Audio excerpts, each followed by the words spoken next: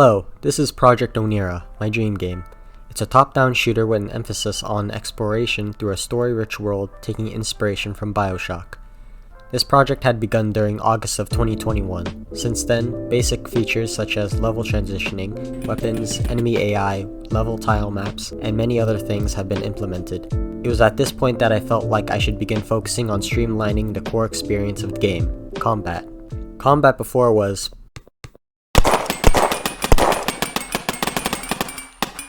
passable, but truthfully speaking, it felt bland. One idea to fix this was to add more enemy types other than the melee swingers and the ranged gunmen. From a previous video, I made Deathloop styled explosive gas, mostly out of experimentation, and decided that this new enemy could use this. They would throw bottles of it towards the player, which would then create an explosion if the player shoots while inside the gas. I began with designing what they should look like. I wanted them to look different from the others, so I made them slightly bigger in height and weight, as well as giving them unique clothing. In addition, they are the only enemy that doesn't have a light source, making them hide in the shadows while you fight the others. I already had a decent base for enemy AI when designing the swingers and gunmen, so creating the AI for the Potioneer was very easy. The only difference is that they face away from the player when they get too close to give them the sense that they are running away. For their attack, I made a separate entity, Gas Bottle, and one instance would be given a start point and end point.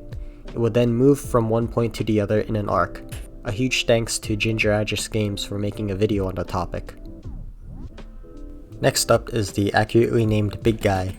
Originally, he was just a faster, tankier version of the swinger who would switch between two attacks. One where he rushes the player to punch them, and one where he throws a boulder at the player. I only got to create the first half of the attacks when I realized that this was way more complicated than it needed to be, so I scrapped the idea and opted for a simple charge in a straight line attack instead. The design was based on an early enemy design I doodled some time ago, and the changes that I made were to make him, well, bigger. As for the code, it was a little more complicated compared to the others, but I managed to accomplish my goal for the enemy. What the big guy will do is stomp on the ground 3 times to telegraph its attack before charging towards the player. Despite those 2 additions to the enemy roster, combat still felt lacking, yet I couldn't think of anything else new to add. With very little ideas, I decided to make gunmen strafe around the player when in range, a feature that I had thought about implementing but didn't at the time. Originally, gunmen would act the same way as melee enemies, walk up to the player and stand still to attack when in range. When I decided to add this feature, it was actually far more simple than I thought. I get the tangent of a circle and set the enemy's direction to be that when they're in range rather than stand still. Here's the result. After realizing that I had to normalize the tangent to just get the direction, this is the final result. After this, I found combat to be more interesting. Every gunfight wouldn't play out the same because there was an element of randomness to where the enemy would go. Not to mention, it gave the sense that they were trying to avoid the player's bullets as you are to them. Finally, I had one type of gunman that could hold one of 3 weapons, but now I created 2 additional variants, one for each gun. One last feature that improved the combat was to create a stun state for the enemy. I have it as an export variable. Whenever the enemy gets hurt by anything, they have a chance to enter a hurt state. The chance is different for each enemy. Swingers have a 50% chance to be stunned, gunmen 40%, Potioneers 90% so that their attack animation can get interrupted, and big guys 0% as they should never be stunned. AI in Games' video on the AI design of Doom had helped me understand what it is I was trying to do in order to implement this feature. And now on to sound design. Oh boy. Sound design is not my greatest strength, especially since I'm trying to keep the budget for development as minimal as possible, which means I have to work with what I have. A blue snowball microphone and Audacity. To start off, I made a mini audio player script that can play sounds for nodes individually, say a gun reload sound effect, rather than have them play sounds on the main audio player. They use Audio Stream Player 2Ds to give a sense of direction of where the sound is coming from. For guns, I only had gunfire sound effects for the revolver, SMG, and shotgun, and a reload sound effect for only the shotgun.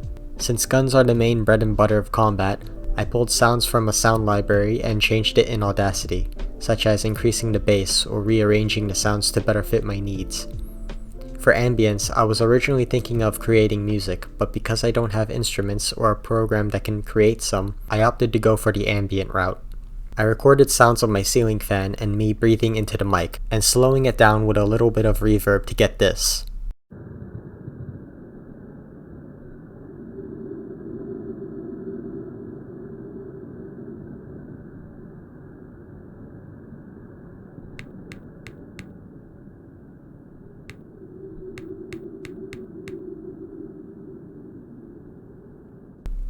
Overall, I'm pretty happy with what I have been able to achieve with the amount of effort I put in, but as much as I love the ambience, I hope to add proper music someday, as it can really add a lot to the game. Now, these next features have very little to do with the actual combat, but needed to be mentioned. Whenever the player gets hurt, a red vignette appears on the screen to accentuate that the player is getting hurt. Consumable items that can be used or picked up if the player interacts with it. This was mainly for when I was designing levels, but it works perfectly with this next feature. Enemies have a chance to drop items. The swinger drops food, gunmen their weapons and ammo, Potioneers either a bandage, pill, or explosive gas, which could be a deadly surprise if you shoot them up close, and big guy either a bandage or a pill. With all that explained, here is the before and after footage.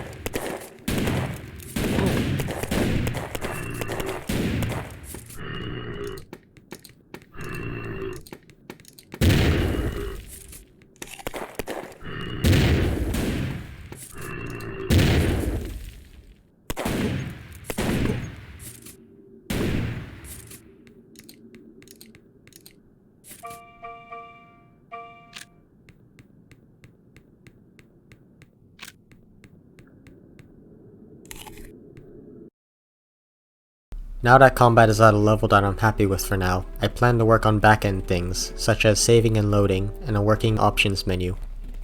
If you made it this far into the video, thank you for watching, and please let me know what you thought about the video, if I should make more of these kinds of devlogs or if I should just release short, less than a minute clips of my game.